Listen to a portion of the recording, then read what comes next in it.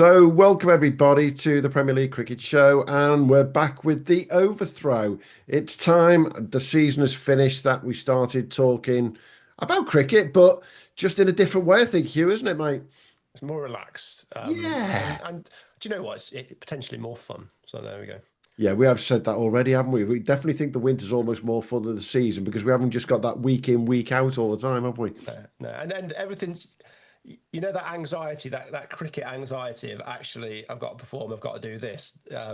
This bowler's going to run at me. It's all gone. So you remember all the good stuff and the positives of cricket, and you forget all the negatives. And Joe here, we don't have people steaming in at 90 mile an hour at us, so I don't have No. that anxiety. But I suspect Joe, you might. Absolutely. Hey, let's introduce our guest. I'm going to introduce him in a slightly different way. And Hugh and I are going to have a very smug look on our face. Yes. Um, in the cricket paper on the 6th of October 2024, the following words were used, written by Mr. Hugh Newsome. Farsley's Lincolnshire all-rounder, Pocklington, has gradually been working his way up the batting order both for club and county, and he now looks to have found his home opening the batting. So for anyone who hasn't guessed, joining us today, Mr. Joe Pocklington. How you doing, mate? Very well, guys. Thank you for having me. No, absolute pleasure. And I'm going to finish that intro with the last words of that paragraph review. Players develop at different rates, and at just 23 years old, this Sussex-born left-hander might be worth another look from the professional game. And there's a bit about your bowling as well, Joe. It wasn't just about your batting. Because I think not only were you, I think, second in the country last year in terms of ECB Premier League runs scored, but 54 wickets at 21, top of the Bradford League. Is that right? Yep, sounds about right. Decent summer. It was a good summer. Yeah, it was a summer that I, much to my misfortune, chased to have again at the start of this year, and set myself up for failure trying to replicate that. But it was, yeah, it was an awesome summer, and one that I'll look back on fondly because it was definitely something that sort of put me on the map, and yeah, everything sort of that I touched turned to gold, so to speak, and it was just one of those summers where runs and wickets were just flowing all summer long. Well, we've got to say it didn't turn to gold in the end because just a couple of weeks ago it's turned green at the end of the day, hasn't it? And Yep. we've seen a number of people get contracts this year, Hugh and I, and every time we see them, we've got this little grin on our face that goes, "Yep, there's another one we've mentioned." Yeah, or interviewed. So It's fair to say, Joe, that when we saw yours, we had the biggest grin of the lot. yeah. And if I told you, Joe, that in that same article last year, we also mentioned Shafi Ghaffari. He's done all right and got onto to the Durham books. And somebody called Thomas Rue, who's just been picked for England Lions. So, I mean, we seem to be able to pick these people from the Premier League, full stop, end of story. And I think that's the key for us in talking about your journey, Joe, because you spent a good few years now up in Leeds playing for Farsley in the Bradford League. Yeah, I think firstly, I just want to say you're making a good pitch for being chairman of selectors across the country with that sort of record. I'm But glad I'm yeah, recording this, Hugh. yeah, I think moving up to Leeds, firstly for uni, and then making my cricket full time up there for Farsley was probably one of the best decisions I made in terms of just on a purely cricketing decision. It put me in the shop window for not just Yorkshire, but all the counties that are nearby. You've probably got 5 or 6 different counties within a couple-hour drive. It was different cricket. I was away from home, out of my comfort zone. It was very competitive cricket. I think anyone that plays in that league is very quick to tell you that whilst the standard might peak and trough over the years, the competitiveness never will. And that sense of community and real sort of passion for the game is always there. And that's something that I was like, I loved it as soon as I started. I loved how serious it was taken, how professional it was. And like I said, just how central cricket was to people's everyday lives in that part of the world. And yeah, it was a decision that I'm very glad I took. And there's a lot of people at Farsley that I've got to thank for helping me along the way because it was, yeah, it's been great. And I'm glad that I'm going to be got the opportunity to carry on playing there as well for next year, in and around my commitment. So yeah, it's the least I can do. I think it's a great place to play, and like I said, got lots to thank them for helping me sort of arrive as a very wet behind the ears 21-year-old, I think I was, and then leave now, still a bit immature, but at least better at cricket. So when you made that uni decision, were you actually making a cricket decision, and then uni was sort of tagged on? How did that work? It was a difficult one. I definitely wanted to prioritize a place where uni was good and cricket was good, and then that basically leaves you about four places that you could go to. So I was weighing up sort of. I was never good enough to think about Oxbridge, so then it just left me with Durham, Exeter, Loughborough, and Leeds, and I visited all of them, and Leeds was the place that basically seemed the most fun to be. And on top of that, the cricket was awesome, and not to mention that it's also a pretty good university as well. So it sort of ticked Yeah. all those boxes. How does the cricket work? It's not something I'm particularly familiar with. The university cricket. We've obviously Loughborough. We've got the setup down there, but you mix with Bradford Uni. I assume Leeds Met, or I forget what it's Leeds Met's called these days. But the unis they come together and run a combined cricket program. Yeah, so yeah, like you say, it's Bradford, although their involvement has sort of waned over the past couple of years. Uni of Leeds and Leeds Beckett. So it's run. I wouldn't want to say it's like that it's joined together. It's almost like a separate pathway that you trial for, but all three unis put money into, and then that's run by a man called Andrew Lawson, who was my coach for a few years. He's been doing that, I think, since about 2011, Who is, 2012. who is now a national coach, national winning coach. Yes. So that program Hugh there. Farnley's coach you. Yeah. Yes, he is. Forgot he's been doing that. He's done all right there, hasn't he? He has, yes. So yeah, that's just a program where you trial and sort of basically trials have just finished for this year's program this time of year. Try and get them outdoors if we can, and then it's yeah into if you're selected, it's into a winter program that starts in November, and it's just the best cricketers from those three unis. Yeah, and then basically you play right in the middle of exams and wreck your university degree. Is that how it works? Yeah, there's a lot of stressed lads kicking about at motorway services during that period, trying to revise and get coursework deadlines met and whatnot. I bet there is. Yeah, yeah. There's a long way. And so before that, I've been having a nosy. Your play.cricket.com.au stats. A trip over to play for Eastern Suburbs, was it in Sydney? That was yeah, first time round in 2019. And then Gordon. So before uni, you had a stint, and then post university, another stint. How's that shaped things for you? I think the first one was much more like formative from a life perspective.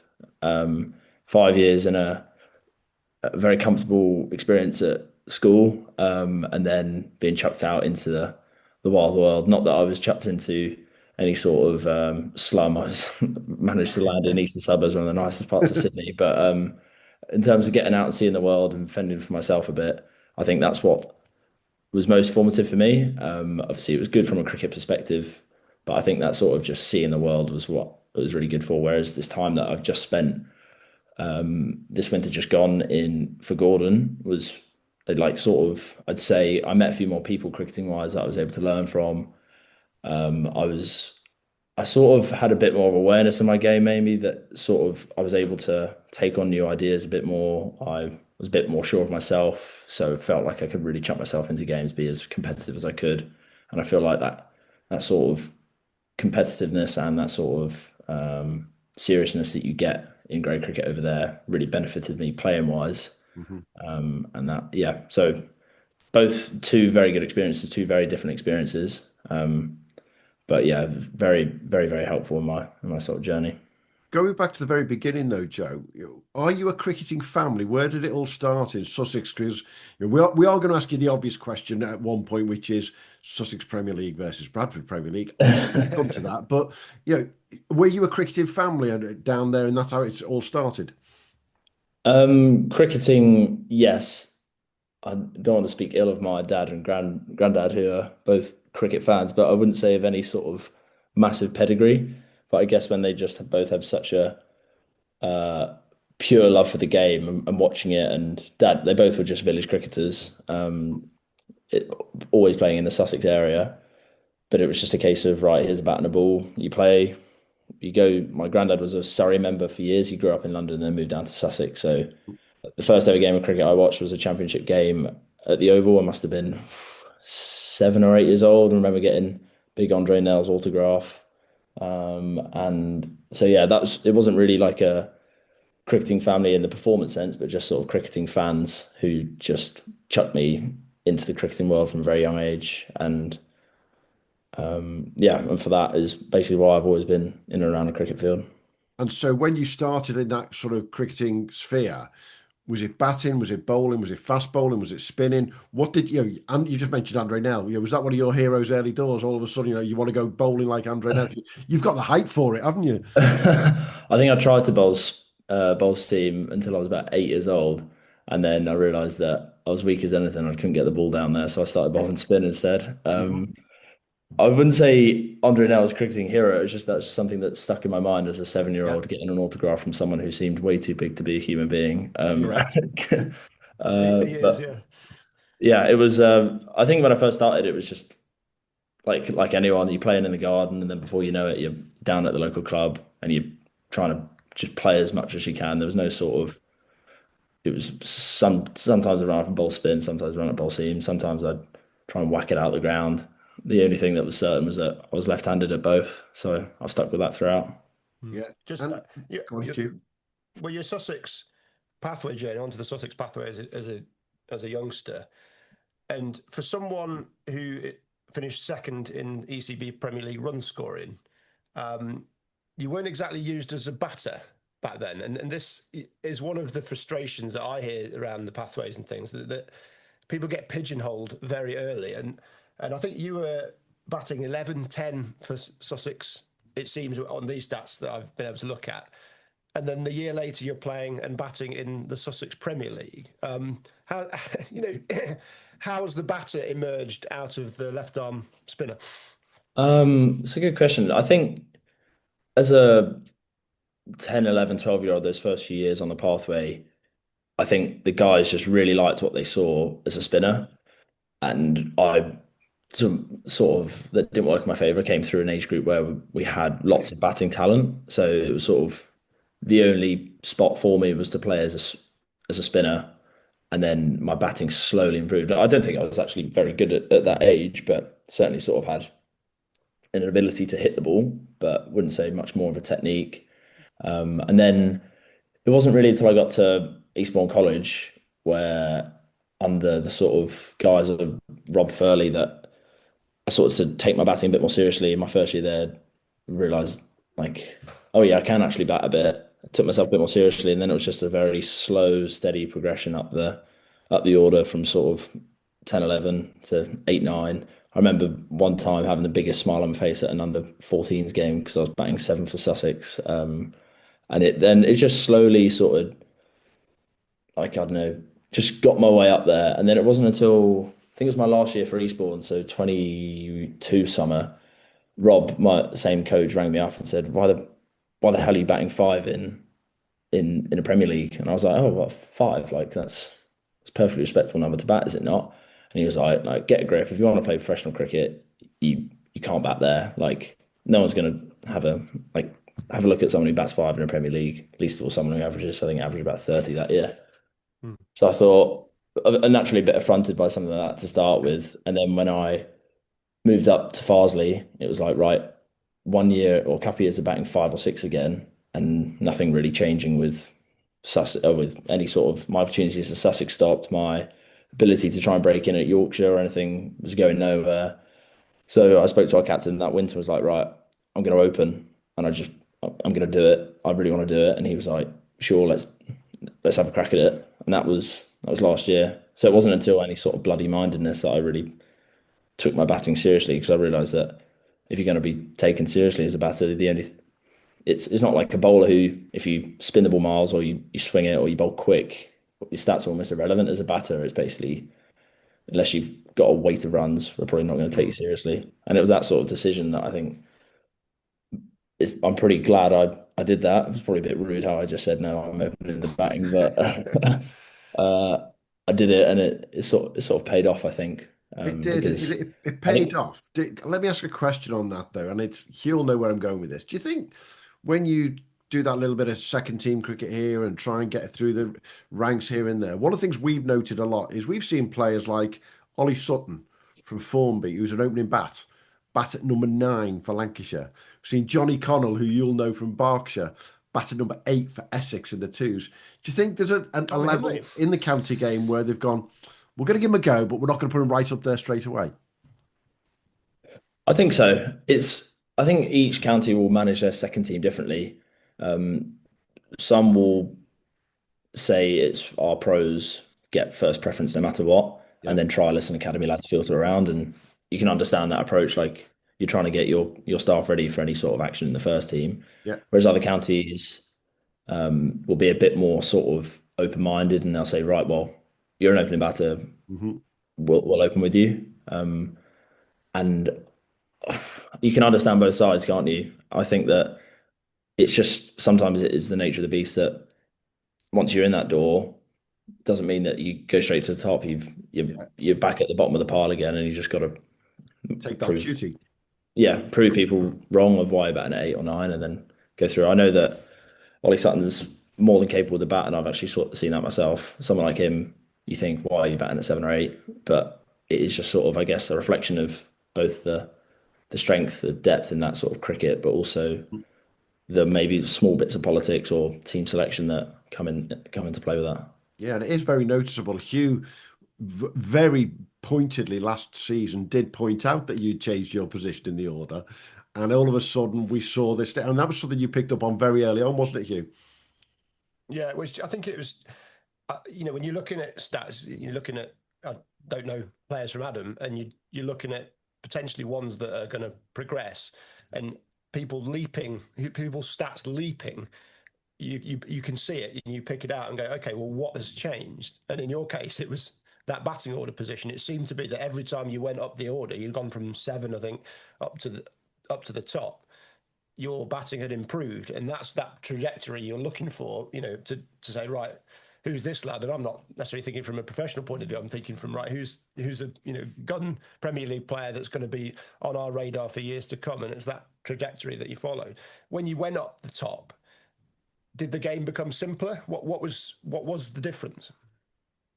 I think there are a few differences. I think over that winter in particular, I had Yeah. known that I was going to be opening the batting, so taking a keen view to make sure I was practicing against new ball, really work on technical stuff in the UCC training.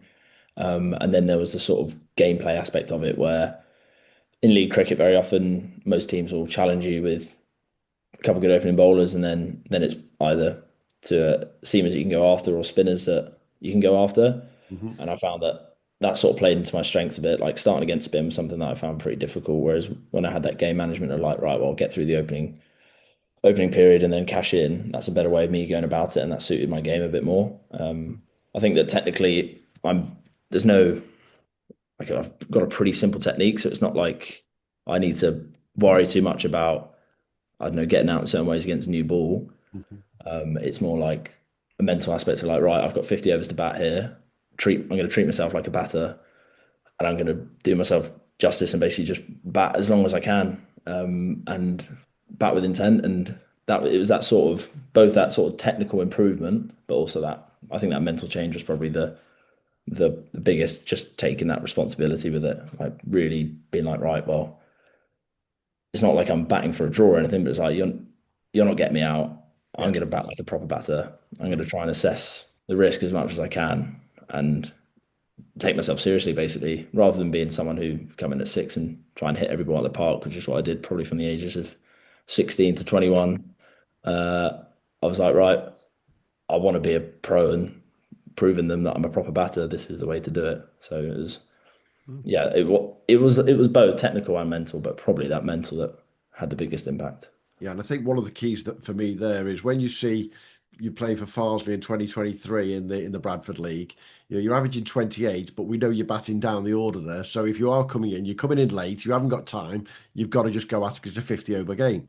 The moment you step forward and you say to your skipper Ben, I'm opening, straight away then you've got time to get in, and you scored a double hundred that year, and you went from 28 to 64 averaging with Farsley. I mean, anyone who doesn't get noticed doing that, there's got to be a reason behind it, and you've just explained them perfectly, I think. Yeah, thank you. I was a bit embarrassed it was 28 the year before, to be honest. That's another thing I'm most scared Was it about that hearing bad? that. Well, Um, you've got a strong skipper at Farsley though in Ben Wright as well, and he's a renowned national counties player as well. He's a strong skipper, strong batter. How did that conversation go with Ben in terms of, listen, I'm telling you what I'm doing? Uh, it went okay, mainly for one reason, and that was that because we had lost a couple seamers, Hmm. Ben knew that he was going to have a bit more of a role with the ball. Okay. So he was like, I don't want to open the batting having bowled Yeah. 10 overs or so. So it worked a bit in that regard, but he probably was in truth eyeing a couple other people to open the batting. So I definitely gave him a bit of a headache when I said, look, I want to do it. And he was like clearly a bit hesitant because I've not done it much before. But it didn't go too badly, Mhm. but I certainly was a bit what's the word? Just straight talking, I guess, saying, look, I need to do this, I want to do it. And thankfully he obliged. And you did that before you went to Australia, by the sounds of things. It sounds like you had that conversation before you went away for the winter. Oh, that was actually the winter before, so that was Okay, my, the winter my before. final year of uni. Yeah. And So you come back then, you've had an outstanding year in 2024 for Farsley, and everything trajectory wise, one of those words I struggle with, is just going in that right direction. Did you then start to feel, hang on a minute, this is really starting to click now? Now I can look at those two games, the trials, and did it just feel different for you?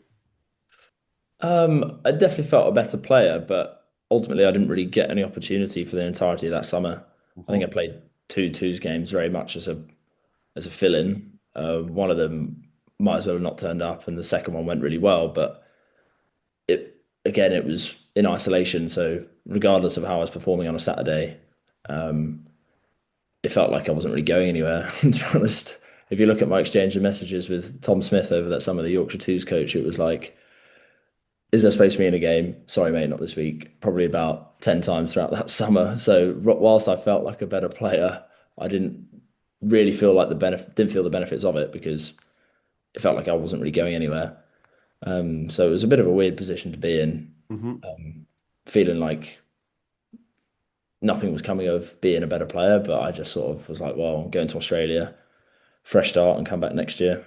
So Well, you what made me happened think in of, terms of so what what happened in terms of your twos get opportunities this year? I mean, we've seen your name, saw your name pop up quite a bit during the twos when we're looking on the MVP streams. What changed between this year and last year in terms of opportunities? It started off with a bit of a headache because the ECB brought out regulations very close to the start of the year about everyone having to have a heart scan, which is obviously a very sensible and important policy, but it would have been a bit better to get some more notice with that. So that took me about the first 4 or 5 weeks of the season to sort, and so I missed out on some opportunity at the start. I then didn't get a game until I think it was like the end of May for Yorkshire, at second 11 2020, and that was just something that Tom Smith came up to me at the start of the day. He was like, "Look, we're hoping to give you an extended run of games. Obviously, you can't ever promise anything in this world, but like, want you to just go out there and enjoy it as much as you can." Which I was really grateful for that he took his time out of his day to basically just try and Mhm. make me feel as comfortable as possible, whatnot. That game went pretty well. Got 50 odd and bowled pretty nicely. And then he was like, "Right, want to keep you around a bit more. Um, there's games coming up for the rest of the week. Um, we'll let you know." And then following day, I'm actually back working as a groundsman at Wheatwood in Leeds, and I get a phone call from Steve Mulaney. He's like, "I've just been put in touch with you by Eddie Burke, coach at Links. Yeah. We want to play you in our games next week." I thought, hang on, so I spent like 3 years trying to get any sort of county twos game that I can get my hands on, and then before you know it, I've got two coaches pestering me saying we want you to play, and I thought, wow, this just can't be happening. I'm waiting for someone to tell me this is all one big joke. So for that sort of following 5 to 6 week period, going up to the end of June, I was just playing for both teams. Occasionally, I had to choose between playing for Notts or Yorkshire. It was pretty much all 2020s. And then when it got to the Red Bull stuff and there were clashes, I chose to play for Yorkshire, which was a good decision because it ended up getting a really big role with the ball. Took a couple sixers in Red Bull games, and then I was like, "Wow, this is going really, really well. Hopefully, there's gonna be some opportunities coming up." And then I just basically had to wait my time until the 100 wild card draft came up, and if a Yorkshire spinner went, you'd hope that something might come up for me, and if a not spinner came up or got sold, um, then I'd get a go at knots. And it turns out that the way it all unfolded was that Patterson White, Liam got a wild card pick, and then ended up getting a Metro Bank deal at knots. So, like you and I, then you're a massive fan of the 100 and what the Metro Bank does to bring players into the game. Massively. Well, I've got to thank that decision for those tournaments to be played simultaneously, haven't It's I? it's it's it's genuine. I mean, the 100 gets so much grief, but the one thing we can see looking outside in, and yeah, we don't have skin in the game, Hugh and I, but we can look at it and say it gives opportunities for players like yourself, like Tom Hinley down at Worcester, Tommy Sturgis last year. We've seen Andrew Neil at Hampshire this year. Nikhil Garantler, I'm trying to think of all Callum Nichols down at Glamorgan. There's been all kinds of players who've just got this opportunity that they wouldn't have got if there wasn't another tournament running at the same time. Absolutely, yeah. And I think that is one of the good things about the Metro Bank because it's just such a diversity of players within a team. You've got lads who've like in our team that play Test cricket, and then guys like me who are just making their debut. So as an opportunity to learn and put yourself out there, it's second to none because the tournament's still of a very, very high standard. And it's just great for that ability just for counties to chuck some lads in at the deep end and see who does well. Most I definitely. mean, you took your chance. Obviously, playing mostly as a left arm spinner, batting what were you 7, 8? I think you finished averaging 22 in the Metro Bank, 11 wickets at 30 or 12 wickets at 30, and a couple of the scalps, Shan Masood, Cam Bancroft. What's it like getting those lads out when you're playing pro cricket? It was a very nice feeling, although having them caught at mid off and long on respectively, I can't really say that I've Doesn't absolutely say that on the done. scoreboard, mate. It No, just no, says you got them out. yeah. Yeah, exactly that. So that's definitely a nice feeling getting wickets like that. And again, like that's a testament to the tournament, isn't it? That those guys are still going out there and playing. I think in that Leicester team, Peter Hanscom was playing as well. James Bracey was playing for Gloucester that day. So it's not playing against proper players who've got lots and lots of international experience. So yeah, it's cool to say you got them out. But it's the main thing. I think the coolest thing is that you get to play against them and see how good they are. And And in terms then, of that go on. change from Premier League, and we haven't even talked about NCCA yet, through to Metro Bank. I mean, it's the obvious question, but how much of a difference have you found in the quality of the cricket yourself? Because, as you know, we're huge advocates of Premier League cricket, huge advocates of NCCA, and then you get to the Metro Bank and first class. Is it so exponential that it's unreal, or are we right in saying there are so many players out there that could actually make that step? I think it's to sit on the fence a bit of both because like I've just mentioned, like some of the individuals that play in it are a cut above. They may be at sort of varying points in their career, but they are still sort of that noticeable ability. But because you're given a chance to be on the same field as them, you're sort of empowered to be like, well, as nice as way possible. I don't really care who you are now. Like we're on the same Correct. field. I've got a chance to play against you. You've got to deal with what I'm going to offer to you, and vice versa. So I think that, like you say, there are so many people who are out there that could be getting a go and arguably should be getting a go, and that tournament is the best place for it. Yeah, and I think what we found fantastic is that when you see the likes of Rory Hayden, who you would have played against, I'm sure, in NCCA cricket, him making the step up and seamlessly going into the bowling lineup at Derbyshire, yourself taking that step up into the Notts side and seamlessly being in there and straight away being given not just rookie contracts, but given a 2-year contract, a 3-year, I think it is for Rory. That tells us that there's got to be a good number of players out there, even if it's not Prem, definitely at NCCA. The quality's there, isn't it? Absolutely, Rory's a fantastic example. I think in a 3-day last year, he got me opening the batting twice in both innings for less than 10 runs across the game. So yeah, I thank Rory for that one. But yeah, you're right. It's I think in NCCA cricket especially, you've got so many cricketers out there who every Saturday go and dominate their league, and then on a Sunday come and Yeah. play even higher cricket and still do really really well. And again, of all ages, like I think that program in particular is great for putting people on the map, but also been really good for forming people who are sort of 16, 17, 18. And it's in addition to maybe any county age group stuff they get in, or in addition to club cricket. Hmm. But yeah, I think that, and in the Premier League system more widely, there are just so many people out there who um, are good enough to have the step up. I Yeah, think that any recognition from the ECB in that is great, and I think the NCCA is getting the recognition that it deserves in terms of as a pathway to professional cricket. I'm very grateful that Notts and Links have a really good relationship for absolutely. that matter. Mm. But I think that in general, that if you had to maybe highlight any sort of area where there could be a greater relationship, it probably would be between Premier League cricket. I know we spoke briefly at Trent Bridge the other day about maybe a slight growing gap in the relationship between professional and recreational cricket, and I think it's always best the closer that they are.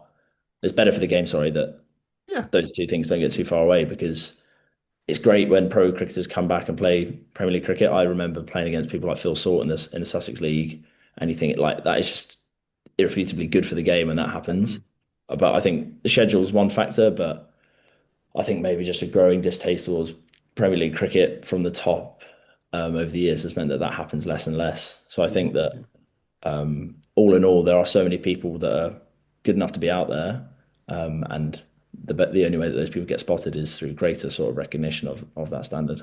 Mm. most definitely. I mean, we saw we talk about the link in Australia is much closer, and that was yeah. I think you saw that firsthand. I think you played against Daniel Sams in the winter. And Daniel Sams, international cricketer, playing great cricket. I don't think you really get international cricketers playing Premier League cricket on the whole. Although Gus Atkinson turned out for who was he playing for? Sorry, Spencer, I think. that's it. Yeah, there you go.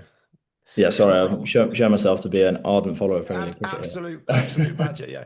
Just going on to you. So you got your Metro Bank deal, and then Pro deal comes along. What's that like? Were you expecting that? How did that conversation go? Yeah, yeah. I think it was a weird one. I was certainly much happier when I got my Metro Bank deal, which sounds a bit counterintuitive, but I think because that was like the biggest sense of relief I could ever possibly imagine, because it was like, oh shit, like I've finally got here. Like I think now no one can really take it away from me that no matter how good or bad I do in this tournament, I've been able to become a professional cricketer. And that was like I said, just an overwhelming sense of relief. And then when I found out that I was going to get a 2 year contract, it wasn't quite the same feeling, but I think that's mainly because my mind was switching into the practicality mode of it, and really thinking like obviously Notts have got incredible strength with the spin department, and me being like, right, okay, now it's properly heads on time to try and get myself into that position to be playing first team cricket. Hmm. And then it's only now recently that I've started to realise I was like, oh, I'm a professional cricketer now. Like that's a bit weird. Like it slowly started to sink in.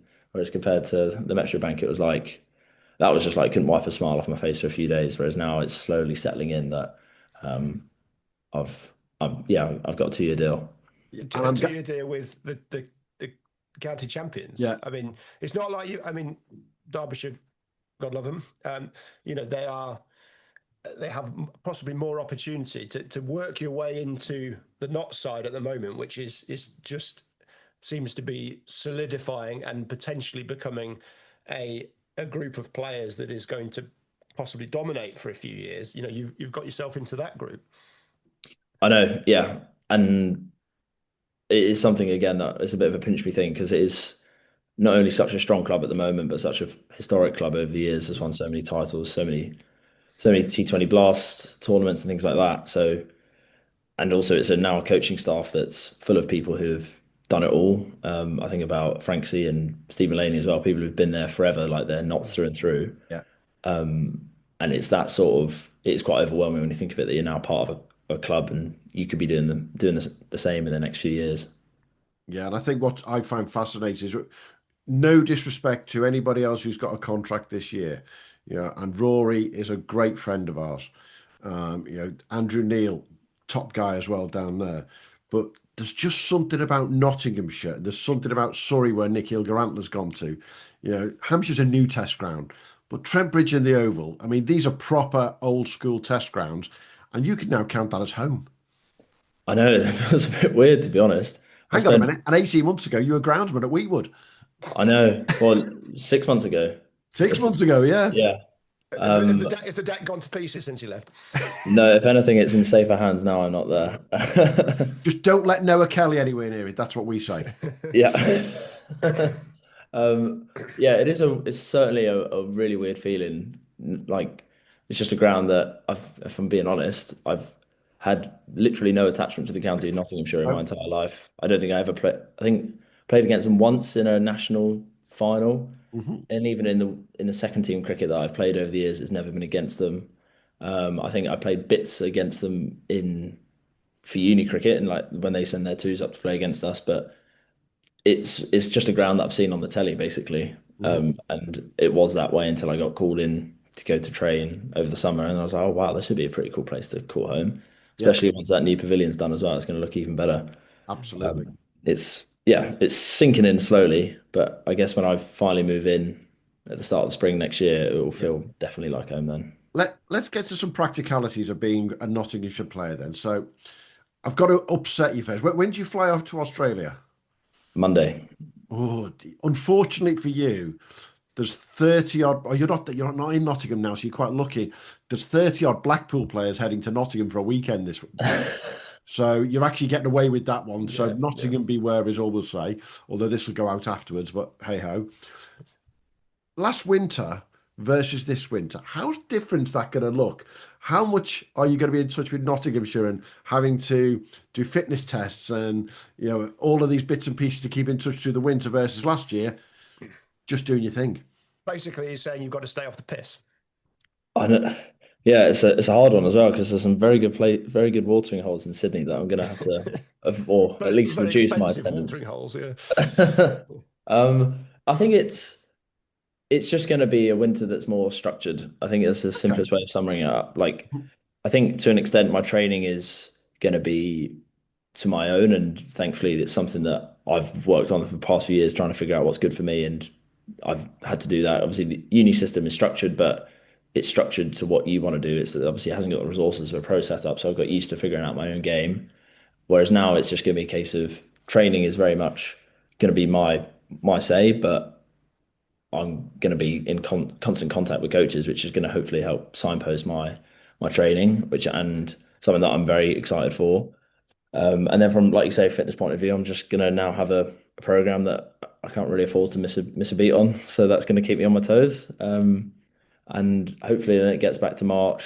I've managed to keep myself in respectable shape, and the SSC doesn't get too angry with me. And whereabouts are you going in Australia this time? Back to Gordon.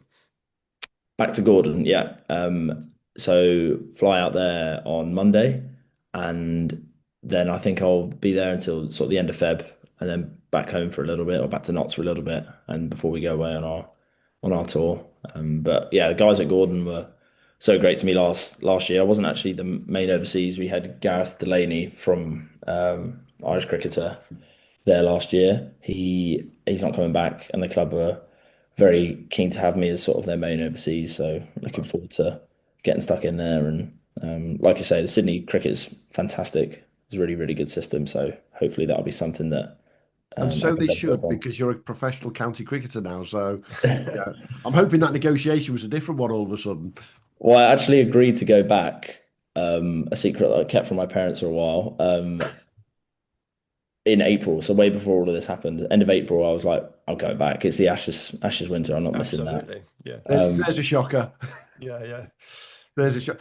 Is there going to be other Notts players in and around where you are? Because that's always a good thing to get together as well, isn't it?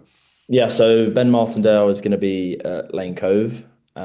Jack Haynes is playing for St George, and then Lyndon is going to be. He's actually playing in the Wollongong League, but I think he's living sort of in the south part of Sydney. So there'll be Mhm. four of us to able to meet up and train together, which is good. Obviously, make sure we keep the standard high and whatnot, and make sure that we're all looking after each other. Yeah, and I Very good. think it's that sort of camaraderie of not just English players abroad, but Notts players, and being able to work together is going to make a big difference to just being on your own and trying to run your life, isn't it? Yeah, absolutely. And I think we'll get to know each other's games much more intimately than if we were training as part of a whole squad. And then you hope that things that you can then help each other out on when it gets around to the UK season again. Hmm. I know certainly that when I've worked with players for a long period over winter, you then become very close on the field. Yeah. So hopefully that's something that will help us when it gets to next year. And obviously, you're going to have a championship to try and defend. So little things like that might go a long way. Just back to your Notts stuff. There's a coach that I'm quite familiar with called Ant Boter, who's the Notts assistant coach. Does quite a lot of batting work, I think, at Notts, and he's somebody that I think I've seen a lot of coaches over the last sort of 10 years or so, and he's somebody that seems to be doing things very differently, operating on a different level to other people. And the performances at Notts, people like Freddie McCann, how they've come through, Hasib Hamid, the way he's progressing. I don't know whether he's the link there. Obviously, there's other batting coaches and things like that. But have you had much time with Ant? Because I've just been blown away by his coaching techniques and styles.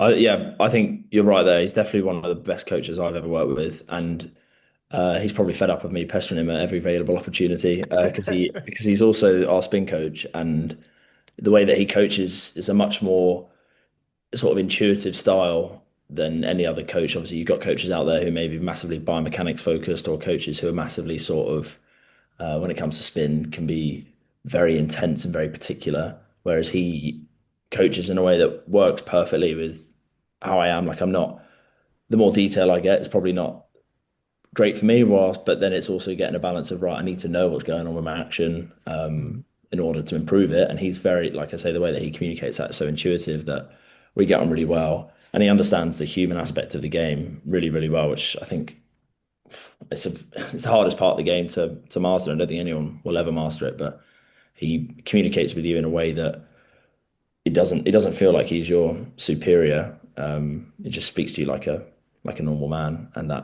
that's a great way of coaching. And I think we're not short of fantastic coaches at Notts, but he's definitely someone that I've got on with as well as any coach really that I can think of in my time. Yeah. I mean, his trajectory is very similar to yours. He wasn't a shoo-in into the pro game, and I don't think he even started bowling spin. I can't remember whether it was his batting fired or his spin fired, one or the other. And so he was a late bloomer. Came over, played for Clifton, won the Derbyshire Premier League with Clifton, and then got pro contracts on the back of that. So you're obviously very, very similar in terms of play, and obviously the left arm angle. Yeah, and I think he said that he only started bowling spin as a way to get him into the South African 19 system, or basically didn't start bowling spin until he was 18.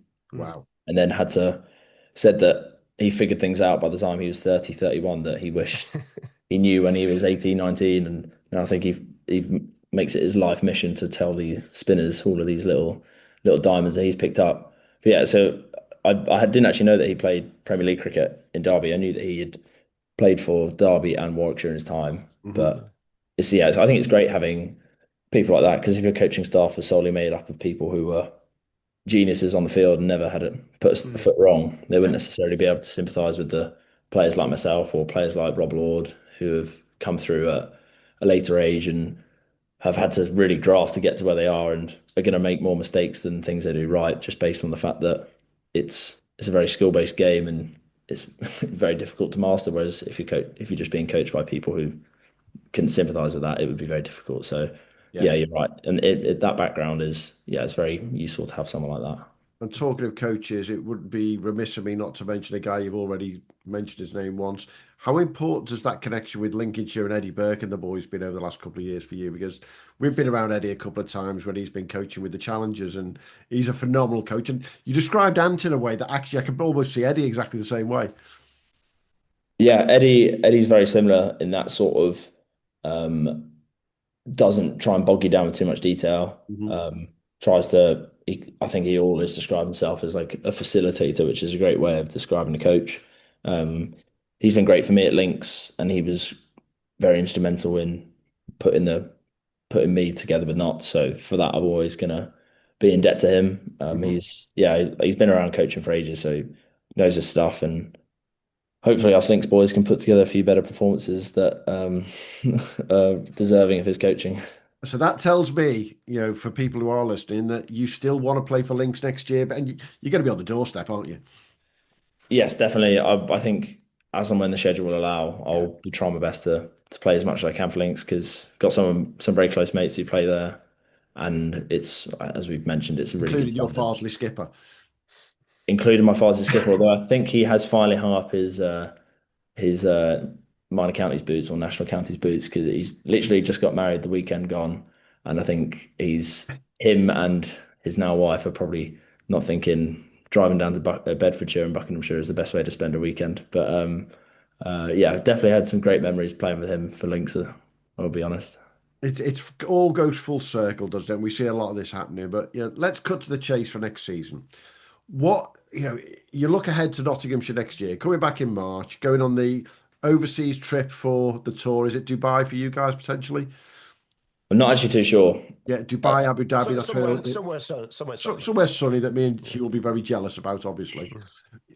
What's your goal for next season in particular? Because I've got one question about not in particular, but what's your goal? I think that my goal will be to make sure that I hit the ground running because I think that there's a tendency, or not a tendency, but there's a risk that maybe I come back from Australia and I'm not entirely. I don't know. It's your first season of professional cricket, isn't it? It might. I've had a taste of it, but realistically, it's just been 1 month playing in the One Day Cup, where whilst it's a very strong tournament, it might not have the intensity of say the Championship or the Blast. So I want to make sure that I come back and I'm ready, and should any opportunity to play arise, that I'm absolutely ready to take it. I think that if there were a few benchmarks to set myself, I think it would be I want to finish the season having played all three formats. Yeah. I think that that's achievable. Red Bull is going to be a massive test given how well that Farhan and Liam have done over the past couple of years, not to mention Calvin as well. Mhm. But I feel like that setting myself that target would be a good way of measuring the season as a success or not. Yeah, and I I think mean, obviously, sorry, I was just going to say from the team perspective, I know that everyone's going to be working hard to defend that championship, yeah. as well as I know that performances in the One Day Cup and the Blast were below expectations. So I know that Pete will be on to us making sure that we are sort of fighting on all three fronts. Were you involved in that party after the championship? I actually wasn't. As I just mentioned, Uh, I was there the day Kyle hit the winning runs, Yeah. and that was awesome. I was carrying drinks that day, so that was a really cool thing to be a part of. And stayed for a couple of beers then. But then I was off Friday, Saturday, Sunday was Ben's wedding, and oh, of given course. he's one of my closest mates, I couldn't afford to miss that. But I also didn't want to feel like John Terry joining in on those Champions League celebrations, having not played the game. So I let the boys enjoy themselves, and I think they did just that, to be honest. So Hugh, he did the opposite to Callum Turner. Yeah, Callum yeah. Turner of Ormskirk, who missed his brother's wedding to play at Lord's, whereas Joe misses the championship celebrations to go to his mate's wedding. It's Yeah. seems to be full circle in this cricket lark at the moment. Exactly. Yeah. You got to tell us though, Joe. One thing I want to know if there is a goal for next year. You must have a goal to get that bloody blazer at some point. I know it's stylish, isn't it? When I saw Pete Moores with it on, I thought, what's going on there? Yeah, I didn't actually know about this blazer until I was carrying drinks at Worcester. Bit of a theme here with me carrying my drinks. Hope that's not a theme for next year. Yeah, I think it's a nice touch, and I think it goes well with quite a few of the other little dressing room things that we do to make sure that people are rewarded for when they do well, when they either take five or score 100. Yeah. I think it's a nice little touch. It's a bit competitive. Make people obviously want to get their hands on the blazer. Um, it would be good to get it myself, but I think priority is just getting in that team to start with. And would I be right in saying at Nottinghamshire, one of the things I've been looking at one or two squads, shall we say, over the last couple of days because I've got nothing else to do with my time now. Cricket's finished. Would I be right in saying that Notts are building what I'd class as a squad similar style to the way Surrey have, so that they can start to rotate players a little bit more? And we know there's a big conversation constantly about professional players playing too much cricket, but Surrey never seem to have a problem because they've got this big enough squad to rotate. It just feels that way with Notts now. They're just filling the squad out. I think so. I think it's with the relentlessness of the schedule, you're silly not to try and have that depth and strength. Yeah. I know that we've got people like Lordy and Conor McCurr who, well, both struggled with injury this year, but are more than good enough to step up Mhm. and play in that championship team. I think that seam department is somewhere that any county should look to have that strength and depth. But obviously, it's easier said than done. There's only so many. The Yeah. seamers don't just grow on trees, do they? And I think invariably the stronger counties will be the ones that have the most depth in their steam department. I know that we had Ollie Stone, who, whilst he battled with injury most of the year, he wasn't able to get into that team at the end of the year, and he's one of the best bowlers in the country. So it sort of shows you how ridiculously well resourced we are in that department. Hmm. And I think, yeah, I think it's spot on that the stronger you are there, the more likely you are going to be because it's a long old season and injuries are part of they're part of the course. And I think the stronger that squad gets, the more chance we'll have of keeping on winning trophies. I know they might have wrapped Josh Tongue up in a bit of cotton wool, but were you able to face him much in the nets? Oh, thank God, no! I managed to avoid that one, but I did at Worcester very briefly have to stand at third slip to him when I came on as a subfielder. God knows how I ended up there, but and that was it was firstly it was a joy to watch, but it was bloody terrifying as well because it's obviously people obviously speak about the raw pace, and in my time I've not really been exposed to much of it, but it's more just it's that angle that he comes at. It's sort of the pace out of nowhere. It's not like one of those pure actions like a Brett Lee Yeah. or Akhtar maybe where you can see the ball the whole way. It looks horrible, and hopefully he stays fit for both the Ashes and the full extent of next year because he's just totally different to any bowler that's out there. What And is that? Sorry, obviously the Surrey win was the big win for Notts, and that game was the game everybody in England just went, all right, this lad, because he just took that game over, didn't he? he did, and we saw it in the Test series as well. He's Yeah.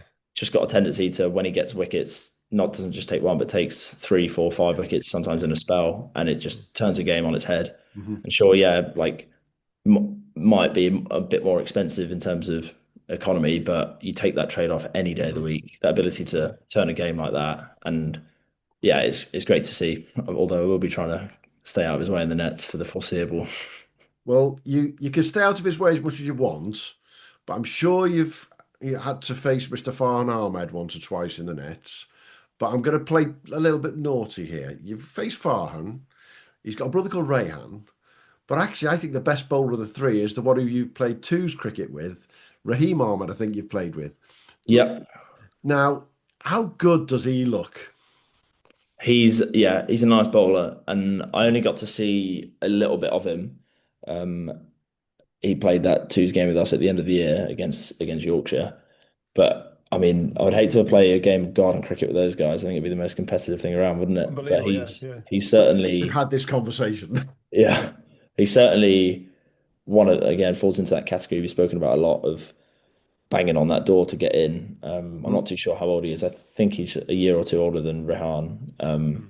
So hopefully he gets his chance. Like he bowled very well for us in that twos game and not slow either. And that was pretty impressive at the end of the year. So hopefully he gets a chance. He swings it and he can bat as well. So Yeah. pretty good package to be honest. Now, let's round this up with the two obvious questions that I've got to come to before we finish off, and right round to Premier League cricket.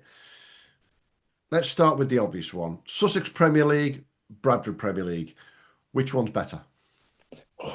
You won't believe how many times I've been asked this. Well, I know which one I think it is, so come on now. No sitting on the I've fence. I've settled on an answer that the top of the Bradford League is stronger.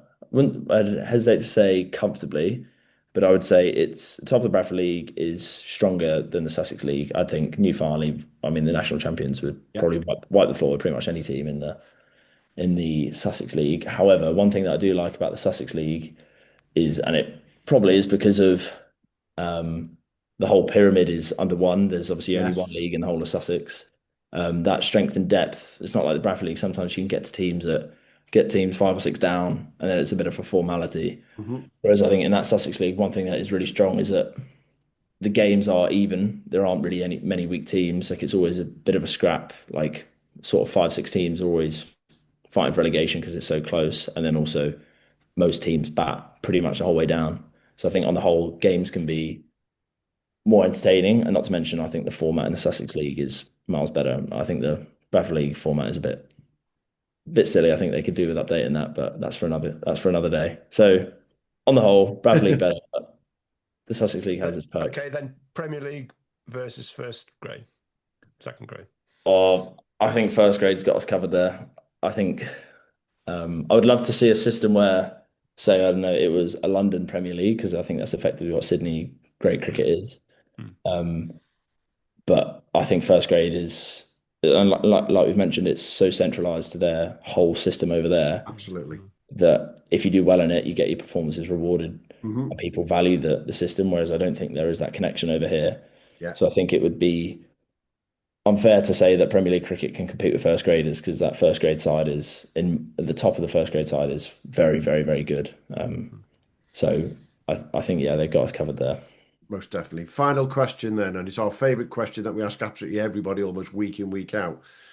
Name someone in the Farsley side or in the Bradford League who, if you were talking to Peter Moores, if you were talking to coaches around the country, say, have a look at this guy. Is there anyone you'd go, this is someone you should have a look at?